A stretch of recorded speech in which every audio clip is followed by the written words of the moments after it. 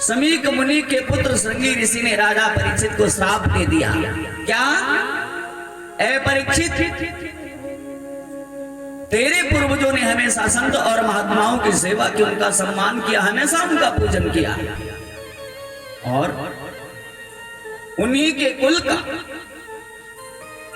होकर तूने आज मेरे पिता का जो अपमान किया है, तक्षक उनके गले में लपेटा, उस अपमान के फलस्वरूप यह श्रृंगी तुझे श्राप देता है। इत लंघित मर्यादा तक्षका सप्तवेहनी, जा आज के 7वें दिन तुझे सर्पदंश खाएगा, जिससे तेरी मौत हो जाएगी। श्राप दे दिया।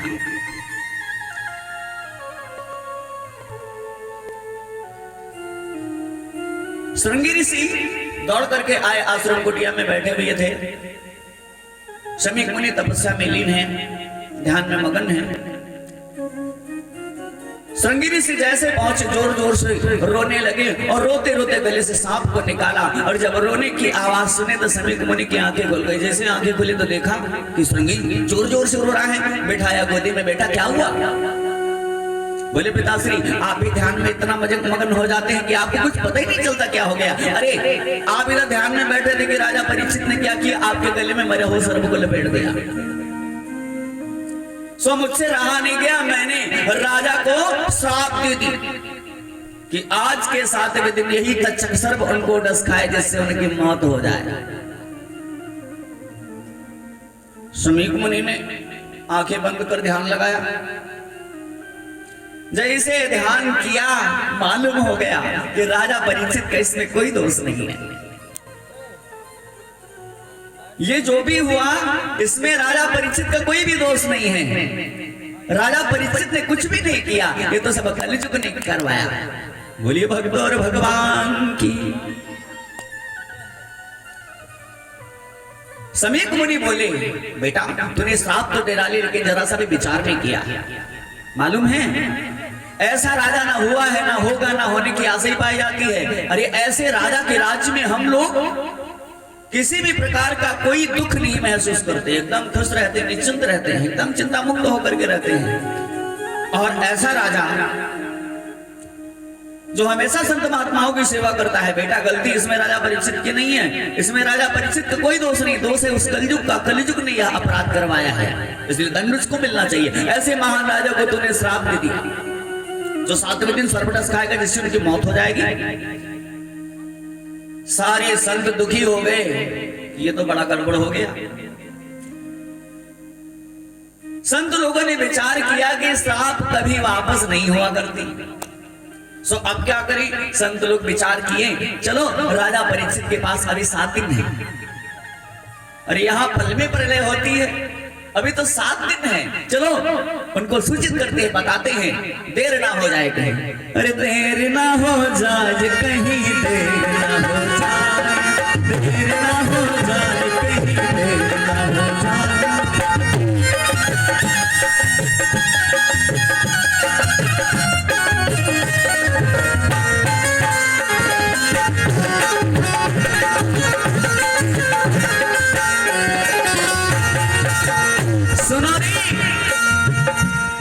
कहीं देर ना हो जाए, क्योंकि राजा परीक्षित को जो श्राप हुई है वो कोई मामूली श्राप नहीं है। सर्प जब जस खाता है किसी को तो उसको नरक होता है। सर्प अगर डस खाए, जिसकी सर्पदंश से मृत्यु होती है, उसको घोर नरक मिलता है। ऐसे महान राजा को तो स्वर्ग मिलना चाहिए। चलो चलो, देर ना हो जाए कहीं, देर ना हो जाए, देर ना हो जाए, देर ना हो जाए।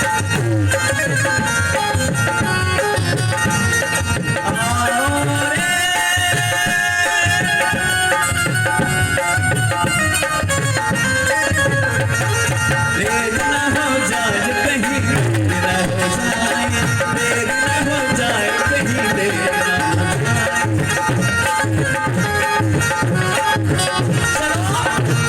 सब लोग साथ मिल करके चले और राजा परीक्षित को सूचित करते हैं कहीं देर ना हो जाए।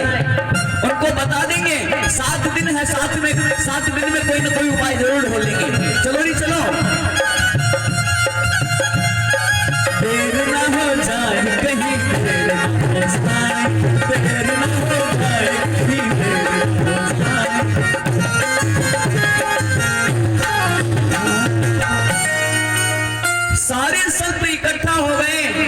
बोले कहीं देर ना हो जाए, चलो चलो। सब लोग राजा परीक्षित को बताते हैं कि उनको श्राप हुई है श्रृंगी ऋषि के द्वारा कि 7वें दिन उनको सर्पदंश खाएगा जिससे उनकी मौत हो जाएगी। चलो सूचित करते हैं, जरूर कोई ना कोई उपाय होगा। ऐसे राजा थे राजा परीक्षित कि जो भी सुनता है वह तुरंत चिंतित हो जाता कि ऐसे महान राजा को ऐसे श्राप हो गई। सन्नाटा सा छा गया। हर गांव में, हर गली, हर मोहल्ले में ये चर्चा है कि श्रृंगी ऋषि के द्वारा राजा परीक्षित को यह श्राप हुई कि आज के 7वें दिन उनको सर्पदंश खाएगा जिससे उनकी मौत हो जाएगी। कुछ अच्छे लोग होते हैं, अगर उनको कोई बीमारी हो जाए तो लोग चिंतित हो जाते, मारे बहुत अच्छा आदमी का ठीक हो जाता। और कुछ ऐसे दुष्ट प्राणी होते हैं जिनके मरने पर जरा से भी कोई तकलीफ नहीं, 4 आदमी उस मिट्टी में नहीं इकट्ठा होते हैं। ऐसे भी लोग होते हैं। राजा परीक्षित ऐसे महान राजा थे कि गलियों, मोहल्लों, हर गांव में, हर जगह पर यही शोर है कि राजा परीक्षित को श्राप हो, ना जाने क्या होगा। अरे मैंने सुना है ब्राह्मणों और विद्वानों से कि सर्पदंश से जिसकी मृत्यु होती है वो नरकगामी होता है। ऐसे महान राजा को जब सर्प दसेगा तो भी नरकगामी होंगे, इसलिए चलो उनको सूचित करते हैं। अब राजा परीक्षित को सूचना देने के लिए तमाम संत चल पड़े। कैसे चले? अरे धरते धरानी पे कदम धीरे धीरे,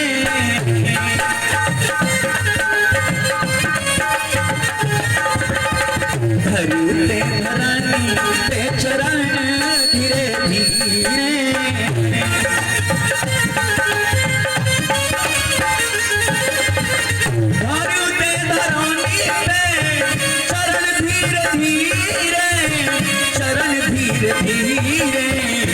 धरते धरानी पे कदम धीरे धीरे,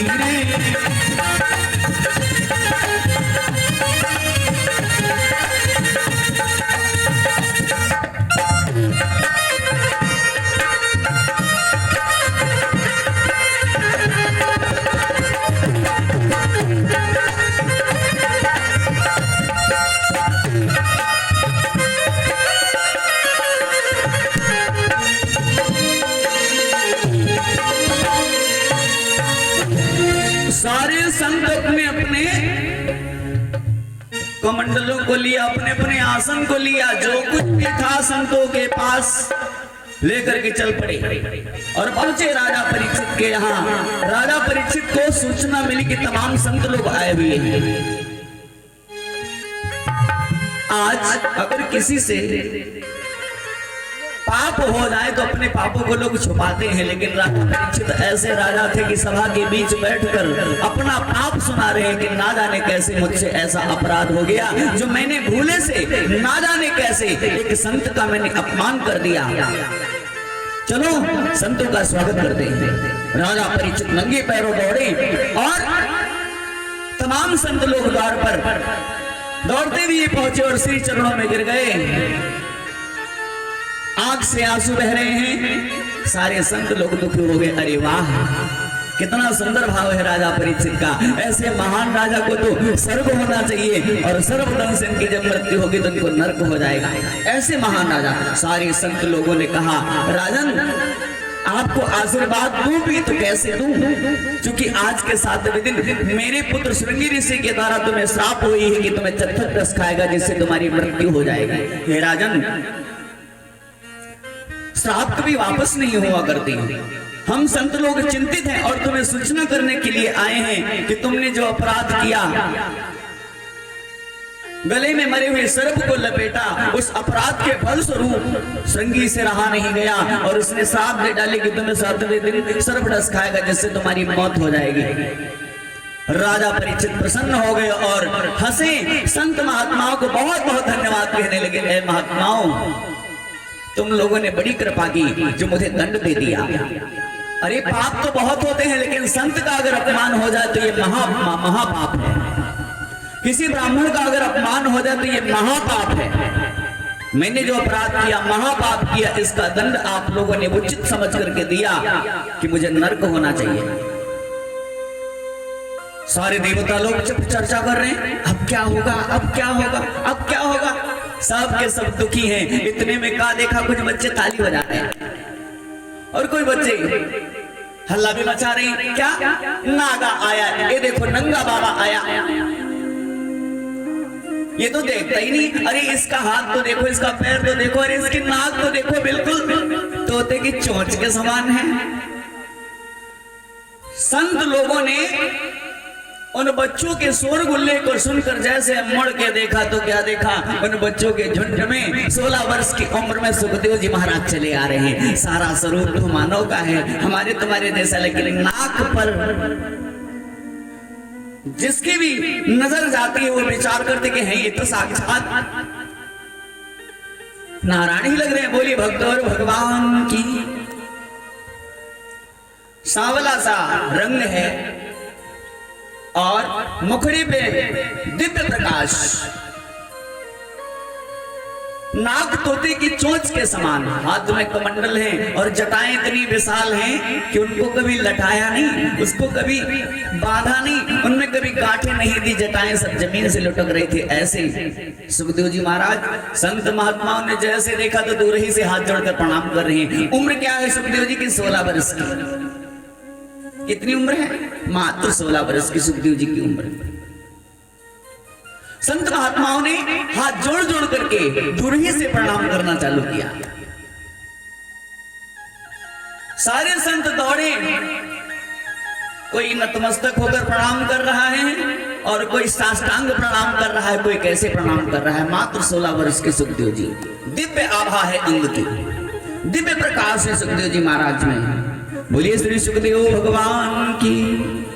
संत लोगों ने बारंबार जब सुखदेव जी को प्रणाम किया तो सुखदेव जी महाराज बोले, ऐ महात्मा तुम लोग मुझे प्रणाम क्यों कर रहे हो? अरे हमें तो तुमको प्रणाम करना चाहिए। 10-10 हजार वर्ष उम्र आप लोगों की, अरे उम्र को देखो तो हमें तो आपको ही प्रणाम करना चाहिए। अब एक बात बताओ, ऐ महात्माओं तुम लोगों ने मुझे क्यों ऐसे प्रणाम किया?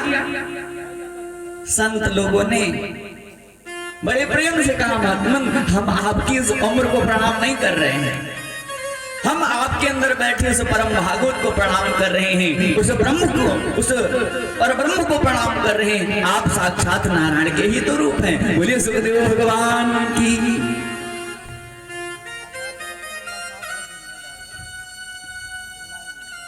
समीक मुनि ने इशारा किया राजा परीक्षित की ओर कि अगर तुमने अच्छे कर्म किए हैं तो उसका भी फल तुमको मिलेगा, और अगर तुमने बुरे कर्म किए तो उसका भी फल तुमको मिलेगा। तुमने कुछ अच्छे कर्म जरूर किए होंगे पूर्व जन्म में, और इस जन्म में जो तुम्हारा सारा पुण्य आज एकत्रित हुआ, जो तुम्हें कहीं जाने की जरूरत नहीं है। तुमको जो भयंकर श्राप हुई है, इस श्राप से अगर तुम मुक्ति चाहते हो तो कहीं भी ना जाओ। इस श्राप की अगर दवाई चाहते हो, हर मर्ज की तो दवा मिल जाएगी, बुखार, कैंसर, टीबी, जो भी मलेरिया हो जाएगा, सब कुछ ठीक हो जाएगा। लेकिन इस मर्ज का उपाय अगर है कहीं तो बस केवल इन्हीं के शरण में तो चला जा, बाकी कहीं भी नहीं है। समीक मुनि के इशारे से राजा परीक्षित प्रेमातुर हो गए, हृदय गदगद हो गया, पुलकित हो गए कि अहो भाग्य, देखने से लगता है कि ये दिव्य पुरुष हैं, दिव्य आत्मा है, ये कोई देव आत्मा है। संतों ने कहा महाराज अब समय न गवाइए और आगे बढ़िए और इनके शरण में चलिए, कहीं भी जाने की जरूरत नहीं है। इनके पास चले जाओगे तुम्हारी सदगति हो जाएगी, दुर्गति कदापि नहीं होती, क्योंकि वैसे भी साधुते हो या न कारज हानि, साधु संतों के पास अगर जाओगे तो तुम्हारा काम बिगड़ेगा नहीं। बोलिए भक्त और भगवान की। तो तू एक काम कर, ऐ परीक्षित सिद्धायनी की शरण में चला जा, तेरी मुक्ति हो जाएगी, तेरा जन्म जन्मांतर सब मुक्त हो जाएगा, तेरा कल्याण हो जाएगा, इसलिए देर ना कर। परीक्षित जी महाराज संतों के इशारे पर चले और पहुंचे, साष्टांग प्रणाम किए, और प्रणाम जब करने लगे तो प्रणाम से ही परिचय मिल जाता है अगले व्यक्ति का कि इसका रिस्पांस क्या है। आप किसी को प्रणाम कीजिए, बस तुम्हारे मन का भाव वो पहचान लेगा। भाई जो प्रणाम करता है, कुछ लोग तो दूर ही से कहते हैं महाराज, ये भी प्रणाम होता है कि नहीं है? और कुछ लोग कहते हैं नमस्ते, ऐसे भी प्रणाम होता है, और कुछ लोग पैर छू करके प्रणाम करते हैं। लेकिन पाठशालाओं में आज भी साष्टांग प्रणाम कराया जाता है। तो राजा परीक्षित ने सुखदेव के श्री चरणों में साष्टांग गिर करके प्रणाम किया। हृदय इतना पुलकित है, चूंकि खुशी के पल अगर हो तो कभी कभी खुशियों में भी आंसू निकलने लगते हैं। तो राजा परीक्षित इतना गदगद है, इतना प्रसन्न है सुखदेव जी के दिव्य दर्शन पा करके। भाई अभी किसी को ये मालूम हो जाए कि तुम 5 दिन के बाद मर जाओगे, कोई दवा नहीं है इसकी, और अचानक तुमको कोई ऐसी दवा मिल जाए जिससे तुमको मौत का डर ही ना रहे, तो तुम कितनी खुश हो जाओगे, जरा बताओ। बहुत खुश हो जाओगे ना। उसी तरह से राजा परीक्षित भी प्रसन्न है, खुशी के मारे आंख से आंसू छलक पड़े। सुखदेव जी ने बाहों को सहारा दिया। क्या गुनगुना रहे राजा परीक्षित? ओ धारी करो गुरुदेव तुम्हारी शरण पड़े, धारी करो गुरुदेव तुम्हारी शरण पड़े।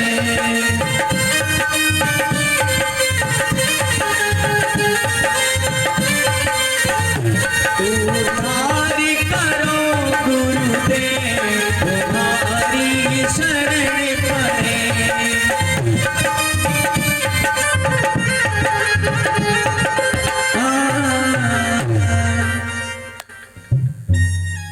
बाहों को सहारा दिया सुखदेव जी ने, परीक्षित को उठाया। राजा परीक्षित खड़े हुए हाथ जोड़कर आंसुओं को पोंछे अपने हाथ से। सुखदेव जी तेरी आंख में आंसू, तेरी आंख में आंसू। राजा परीक्षित ने कहा महाराज ये आंसू कोई ऐसे वैसे नहीं है, आपसे मिलने की खुशी में छलका है। बोलिए सुखदेव भगवान की, बोलिए परीक्षित महाराज की, संत समाज की। हाथ जोड़कर बोले महाराज हे प्रभु आपके दर्शन पाकर के मैं धन्य हो गया, मेरा सदा के लिए जीवन कृतार्थ हो गया। भगवान मेरे मन में एक प्रश्न उठ रहा है, सो मेरा मन है कि मैं आपसे उस प्रश्न का उत्तर मांगू, मैं आपसे प्रश्न करूं, आप मुझे उस प्रश्न का उत्तर दें, बस मेरी इच्छा सब इच्छा पूरी हो जाएगी।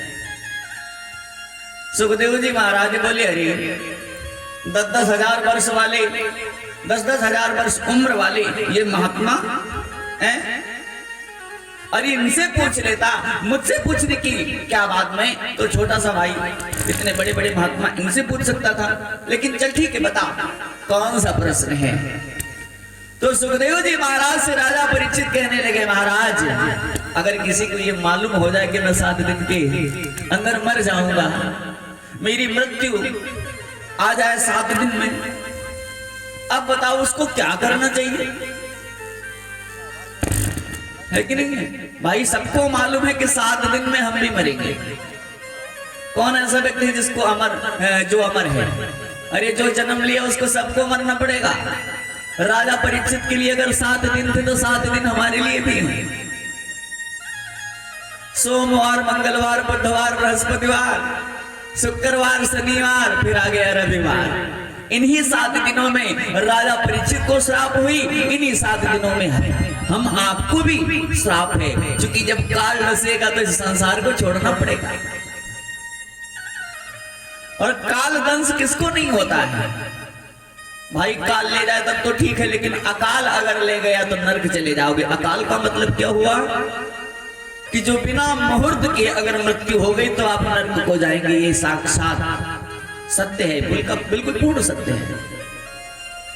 बोलिए भक्तों भगवान की। तो बोले महाराज कि अगर किसी को मालूम हो जाए कि मुझे